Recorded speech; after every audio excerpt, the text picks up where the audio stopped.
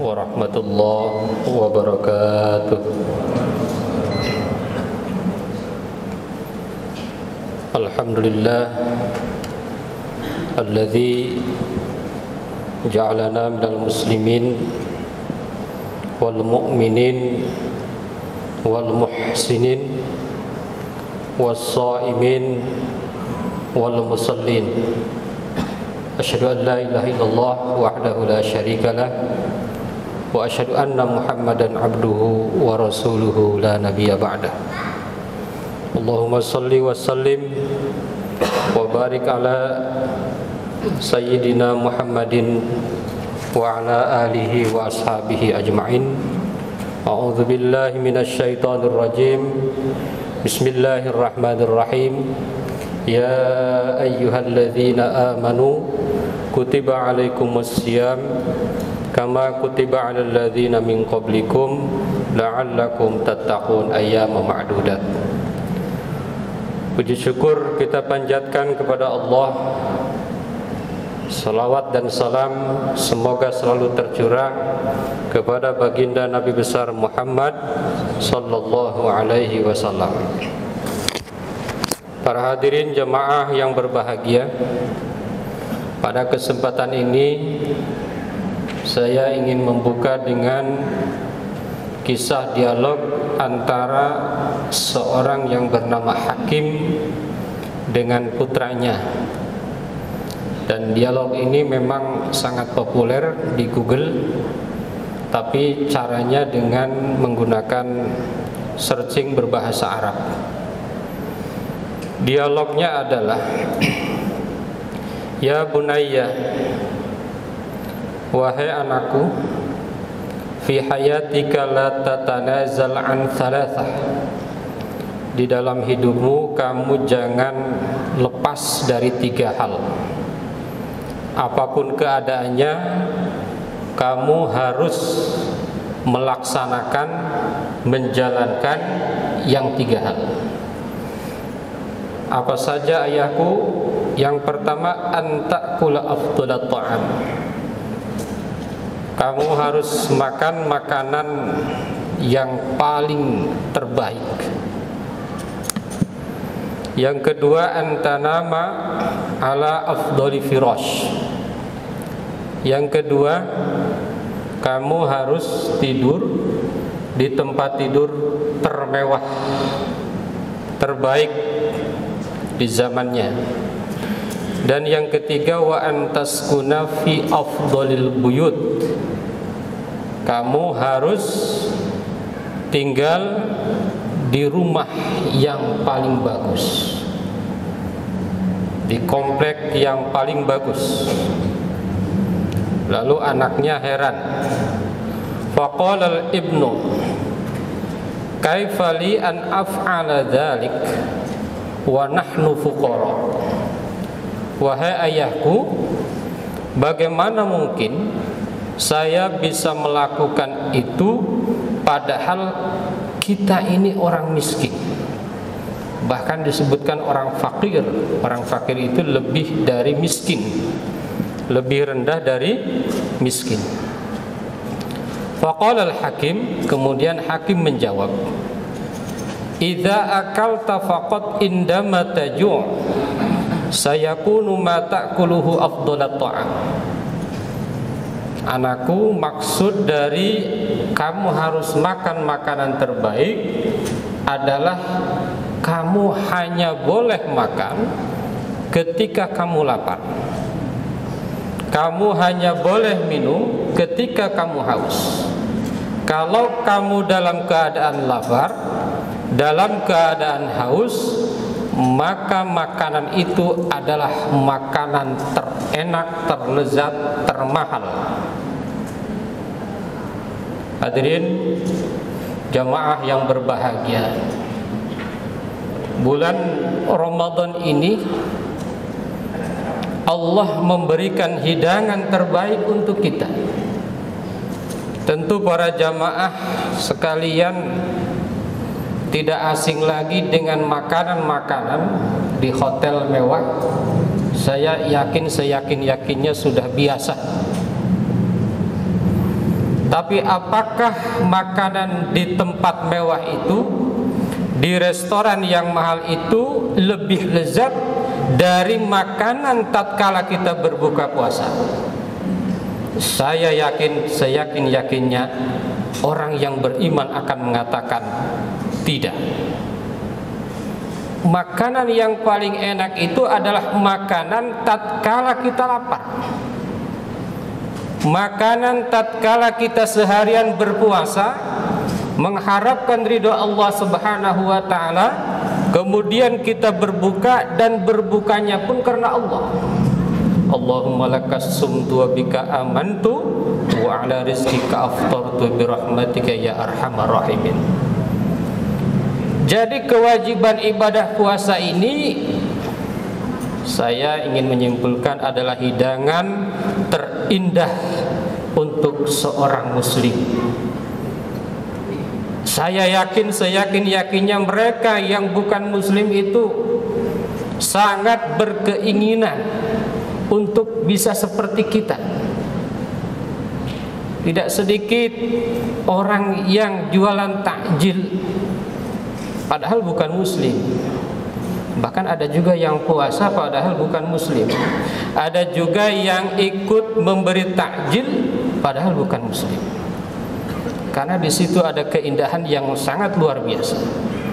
Melalui firman Allah Subhanahu wa taala, ya ayyuhalladzina amanu kutiba alaikumusiyam kama kutiba alal ladzina min qablikum la'allakum tattaqun. Menurut seorang ahli bahasa dari Malang, dikatakan bahwa ibadah puasa ini disampaikan dengan bahasa yang sangat ringan. Allah menyampaikan, ya ayyuhalladzina amanu kutiba. Saya kebetulan cukup menggeluti bahasa Arab. Kutiba itu artinya bukan diwajibkan. Kutiba itu dituliskan, disiratkan, disuratkan, digariskan. Kenapa Allah tidak bilang wujiba, diwajibkan, furido, difardukan, luzima, dilazimkan, tetapi Allah bilang dituliskan, disuratkan. Ini menandakan bahwa perintah ibadah puasa ini perintah yang sangat ringan. Kenapa ringan? Kama kutiba 'alal ladzina min qablikum la'allakum tattaqun. Karena orang-orang dulu pun sama puasa. Jadi ibadah puasa ini ibadah yang biasa saja, tidak berat. Maka Allah ungkapkan dengan kutiba 'alaikumusiyam kama kutiba 'alal ladzina min qablikum la'allakum tattaqun. Lalu kenapa sebagian orang itu berat? Tandanya mereka tidak beriman kepada Allah Subhanahu wa ta'ala. Bahkan puasa itu adalah terapi diet yang alami. Asalkan dalam berbuka, dalam sahurnya jangan pakai makan makanan tambahan energi, itu tidak alami. Insya Allah berat badan menurun, kesehatan insya Allah lebih membaik. Hadirin jamaah yang berbahagia, saya lebih yakin lagi bahwa Ramadan ini adalah hidangan terindah bagi seorang muslim. Ada satu hadis Rasulullah sallallahu alaihi wasallam yang mengatakan bahwa uhilatis siyam thalathata ahwal. Uhilas siyam salasata ahwal, uhilatis salat salasat ahwal. Puasa dan sholat itu, kata Nabi Shallallahu Alaihi Wasallam, direvisi masing-masing 3 kali. Kalau kita bahas puasa, kalau kita bahas sholat juga habis waktunya. Kita bahas puasa. Puasa itu direvisi 3 kali. Yang pertama, ibadah puasa umat Islam. Ibadah puasa umat Islam sampai 1,5 tahun setelah hijrahnya Nabi dari kota Mekah ke kota Madinah itu dalam 1 bulan 3 hari. Nggak asik ya? puasanya sebulan 3 hari, sebulan 3 hari, ditambah tanggal 10 bulan Asyura.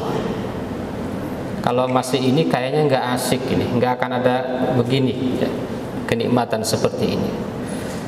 Kemudian Allah turunkan ayat yang tadi, ya ayyuhalladzina amanu kutiba alaikumusiyam kama kutiba alal ladzina min qablikum la'allakum tattaqun. Allah wajibkan puasa 1 bulan. Cuma di fase kedua ini masih kurang mantap. Kenapa?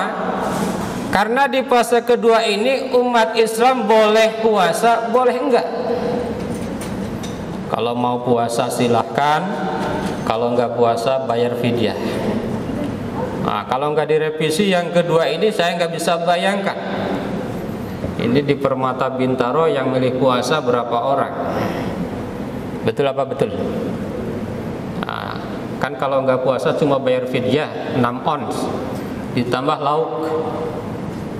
Mudah kan? Mudah sekali. Lalu kemudian alhamdulillah Allah revisi lagi, ayyaman ma'dudat faman kana minkum maridun aw ala safarin fa'iddatun min ayyamin ukhra wa 'alal ladzina yutiqunahu fidyatun ta'amu miskin faman tatawwa khairan fahuwa khairul lah wa antasumu khairul lakum in kuntum ta'lamun. Allah revisi, jadi puasanya itu wajib kecuali 1 orang sakit, yang kedua orang dalam perjalanan, termasuk di dalamnya orang yang sedang berhalangan, wanita. Alhamdulillah, dengan revisi kedua semua berpuasa, semua bergegas berpuasa. Tidak ada yang kaya, tidak ada yang miskin. Kalau dia tidak sakit, kalau dia tidak dalam perjalanan, maka dia wajib berpuasa. Hadirin jemaah yang berbahagia. Kemudian ada yang menarik lagi, revisi yang ketiganya apa? Menariknya revisi yang ketiga adalah, kalau dulu para jemaah, ibu-ibu, bapak-bapak sekalian, setelah berbuka kita boleh makan, kita boleh minum, kita boleh bercampur dengan istri suami kita sampai tidur. Kalau sudah tidur, sudah nggak boleh. Nah, ini repotnya kan. Coba kalau tidurnya jam 7, nah, kita nggak boleh makan lagi sampai besok maghrib. Maka ketika itu ada sahabat yang lapor kepada Rasulullah, Rasulullah, aku ini lemes banget. Kenapa kamu lemes? Iya, kemarin saya pulang kerja, datang maghrib cuma minum doang, ketiduran. Setelah bangun kan aturannya kalau sudah tidur tidak boleh makan, tidak boleh minum, tidak boleh bercampur. Akhirnya saya lanjut puasa sampai hari ini, lemeslah badanku. Gawat kan kalau begitu. Datang lagi Umar bin Khattab laporan kepada Nabi Shallallahu Alaihi Wasallam. Wahai Rasulullah, gimana nih? Semalam aku tertidur, pas aku bangun, aku bercampur sama istriku. Dosa dong aku. Akhirnya turun ayat, gitu ya. Turun ayat, uhilla lakum lailatas siyamir rafathu ila nisaikum hunna libasul lakum wa antum libasul lahun alimallahu annakum kuntum takhtanuna anfusakum fataba alaikum wa'afa ankum fal'ana bashiruhunna. Tuh, silahkan katanya, silahkan sekarang mau boleh. Alhamdulillah. Bahkan tasahharu fa inna fis sahur barakah. Sekarang sahur diperintahkan. Enak lagi, sampai kita waktunya azan boleh sahur. Bahkan ada satu ormas yang mengatakan bahwa azan subuh di kita itu kecepatan. Kecepatan 8 menit. Artinya apa? Setelah azan itu masih ada 8 menit, kita masih boleh minum. Tuh. Alhamdulillah. Alhamdulillah, tidak berat puasa. Cuma mungkin ada daerah tertentu yang puasanya lama ya, di kutub mana tuh. Saya kira itu butuh fikih yang baru. Kita serahkan kepada para ulama. Enggak mungkin masa puasanya hampir sehari full 24 jam. Ada di daerah tertentu yang katanya malamnya hanya beberapa jam. Tapi di Indonesia ini sangat luar biasa. Ini adalah hidangan dari Allah Subhanahu wa ta'ala. Jadi dengan adanya Ramadan, Allah memberikan kita bunga-bunga surga. Ini kira-kira nikmatnya makan di surga itu seperti orang berpuasa. Itu baru sedikit pintu nikmatnya. Bagaimana dengan di surga? La ainun ra'at wala udhunun sami'at wala khatara ala qalbi bashar. Hadirin jamaah yang berbahagia, waktu sangat singkat. Tadi yang kedua, yang dimaksud dengan tidur di tempat tidur yang terbaik adalah tidur ketika dalam keadaan capek bekerja, capek beribadah. Jadi kalau mau tidur di tempat terbaik, bukan di hotel yang mewah, tapi di tempat tidur yang kita capek habis beribadah, habis tadarus. Yang ketiga yang dimaksud dengan kita tinggal di komplek terbaik adalah tatkala kita dengan tetangga kita baik, tatkala kita bersilaturahim dengan baik, tatkala kita rajin ke masjid. Di situ ada ukhuwah Islamiyah, ada ukhuwah basyariyah, ada ukhuwah watoniyah. Mudah-mudahan ada manfaatnya dan kita dapat menikmati Ramadan ini menjadi hidangan terbaik dari sisi Allah Subhanahu wa ta'ala. Amin ya Allah ya rabbal alamin. Terima kasih, mohon maaf atas segala kekurangan. Wassalamualaikum warahmatullahi wabarakatuh.